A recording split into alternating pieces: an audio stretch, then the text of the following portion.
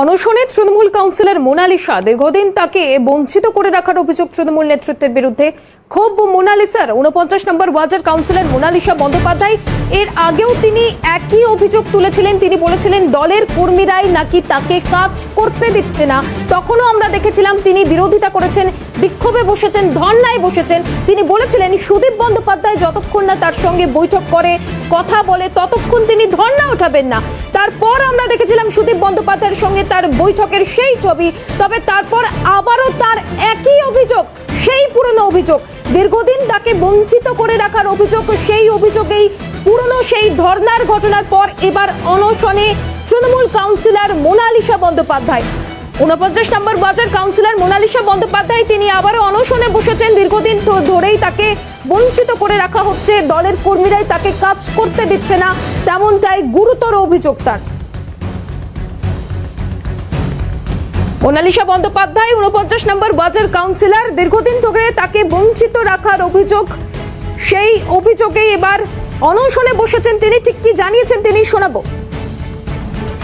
বিরুদ্ধে একদমই না। এই পার্টিটা কিন্তু আমাদের মাননীয় মুখ্যমন্ত্রী মমতা বন্দ্যোপাধ্যায়কে দেখে পার্টিটা করি, অভিষেক বন্দ্যোপাধ্যায়কে দেখে পার্টিটা করি। তাদের আবেগ, তাদের যে আদর্শ, সেটা দেখেই কিন্তু আজকে পার্টি, তৃণমূল পার্টিটা করি।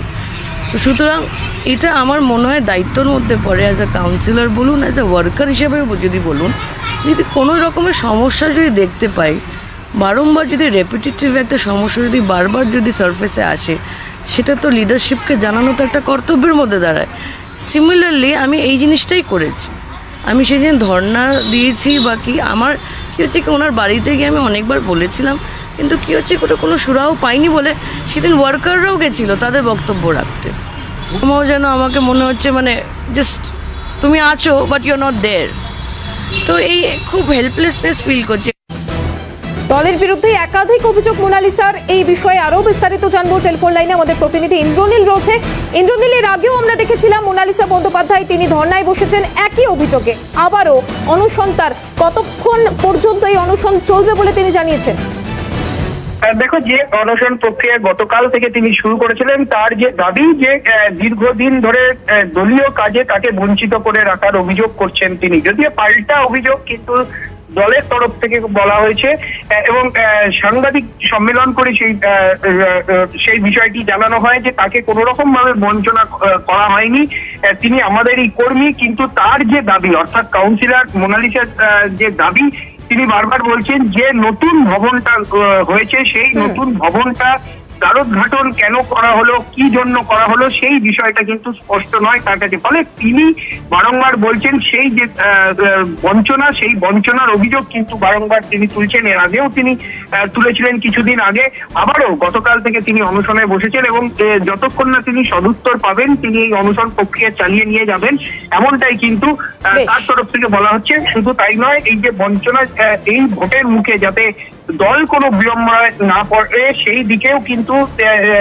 তিনি বলছেন বারংবার যে এইটা আলোচনার মাধ্যমে একেবারে সদুত্তর যতক্ষণ না পর্যন্ত তিনি পাবেন ততক্ষণ অনশনে বহাল থাকবেন তিনি, তেমনটাই জানিয়েছেন।